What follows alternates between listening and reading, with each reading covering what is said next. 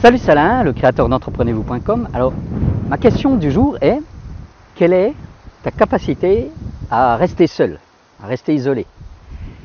Être un entrepreneur ou un leader, c'est aussi apprendre finalement à s'isoler, à prendre des moments pour soi.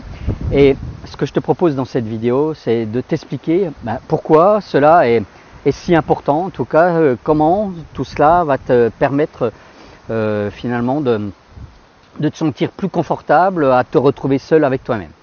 Mais avant d'évoquer tout cela, ce que je te propose, c'est de ne pas oublier de presser sur le petit bouton qui se trouve juste là pour t'abonner à cette chaîne afin que tu puisses justement recevoir régulièrement toutes les vidéos que je diffuse autour de l'entrepreneuriat, du leadership, de la performance.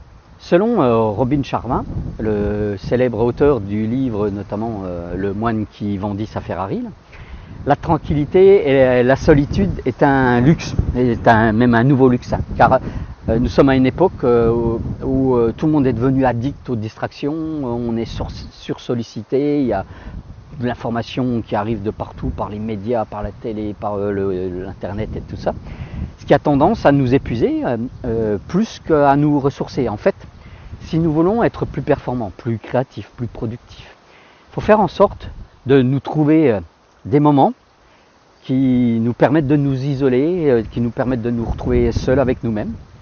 Parce que le focus comme la créativité viennent plutôt dans des moments où l'on se retrouve seul et quand nous sommes dans le lâcher-prise.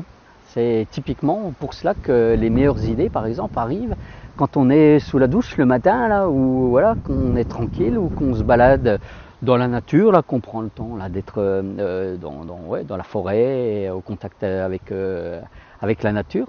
Ça fait comme une sorte de moment méditatif là, et puis finalement on est tellement attentif à tout ce qui se passe autour de nous que tout d'un coup l'inconscient prend le dessus et puis on est dans la création. En fait, il s'avère que la seule personne avec qui nous allons passer vraiment toute notre vie, eh bien, c'est nous-mêmes. Donc, c'est pour cela qu'il faut finalement travailler notre relation à nous-mêmes. Car c'est ce qui va nous permettre, en tout cas qui va conditionner notre relation aux autres, que ce soit nos proches, des équipes avec qui on travaille, des partenaires, des clients. C'est finalement en apprenant à être avec soi-même que l'on apprend à aimer qui nous sommes. On fait finalement ami-ami avec qui on est.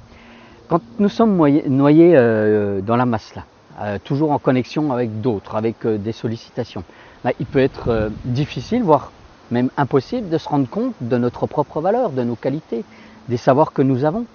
Alors qu'en ayant des moments avec nous-mêmes, seuls, pour se rendre compte par exemple de ce que nous avons fait durant une journée ou durant les dernières heures, voire même les jours ou les semaines précédentes, là, alors nous avons tendance à nous dire finalement j'ai bien avancé, je suis bon, j'ai fait en sorte d'avancer vers mes rêves, j'ai avancé sur mes projets. Ou cela peut être aussi se rendre compte que nous apportons aux autres, qu'on a une contribution et que en plus on a des retours positifs. C'est d'ailleurs super gratifiant dans des métiers d'accompagnement, comme des coachs, comme mentors, comme dans mon cas là, parce que nous aidons à la transformation des autres et avoir des retours positifs nous met dans une bonne énergie, bien sûr à la condition de ne pas tomber dans le travers du syndrome là, de la flatterie, là, comme le disait tout du moins La Fontaine, car tout flatteur vit aux dépens de celui qui l'écoute. Là. Mais se retrouver seul peut aussi faire peur. Certaines personnes ont d'ailleurs tellement peur de se retrouver avec elles-mêmes, en toute intimité, en introspection, que ces personnes vont avoir tendance à être occupées, à remplir leurs agendas, de faire plein de choses, finalement en passant du temps sur les réseaux sociaux ou devant la télé ou en compagnie même de personnes qui leur apportent rien, même qui les énervent, juste pour avoir de l'occupation, parler de la pluie et du beau temps, plutôt que de passer du temps justement avec elles-mêmes. Tout cela parce qu'elles ont peur de se mettre en mode introspection, par peur de se laisser déborder par les petites voix intérieures là, que l'on entend bien sûr plus fort quand on se retrouve seul avec soi-même. Et cette petite voix ne va pas se gêner bien sûr pour générer de l'autocritique ou faire du jugement, rendre les choses de notre quotidien peut-être plus négatives que ce qu'elles devraient. Et c'est normal, hein, car quand on se retrouve seul, nos ressentis les plus profonds là, reviennent à la surface. Ce qui est en soi, ou qui peut être en tout cas, inconfortable pour beaucoup de personnes, voire peut-être même pour tout le monde. Mais c'est comme cela que tu vas pouvoir progresser, que tu vas pouvoir évoluer, que tu vas pouvoir changer positivement. Hein, je le dis souvent, mais finalement on ne peut pas changer parce que on n'est pas conscient de ce qu'on doit changer. Hein, identifier nos zones d'ombre, nos peurs, nos croyances, va permettre de les libérer, hein, est la bonne question dans ces cas-là. Et comment je peux faire pour me rendre compte que ma zone de génie là est plus forte, plus importante que ce que mon ego est en train de vouloir me faire croire, ou voilà, qu'est-ce que je crois de moi-même. Bien justement, c'est là que prendre du temps avec soi prend justement tout son sens, car prendre du temps pour soi, avec soi, peut permettre de mieux savoir qui nous sommes vraiment, quelles sont nos zones d'excellence, ce que nous faisons de bien, là où on est peut-être moins bon. Et donc quels sont potentiellement les blocages qui nous empêchent d'avancer, de faire, d'être meilleur. Alors je te rassure, hein, pour trouver ces moments de tranquillité, il n'est pas nécessaire d'aller d'emblée t'isoler dans un monastère ou de prendre une retraite là, de méditation vipassana.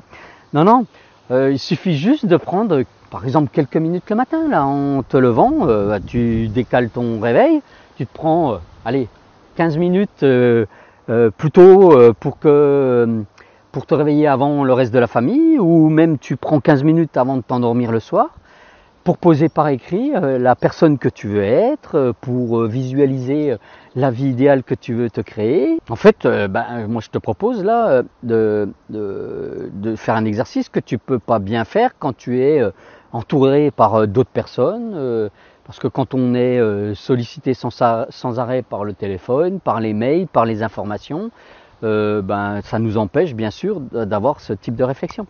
En plus, quand tu es seul, tu ne fais pas que penser.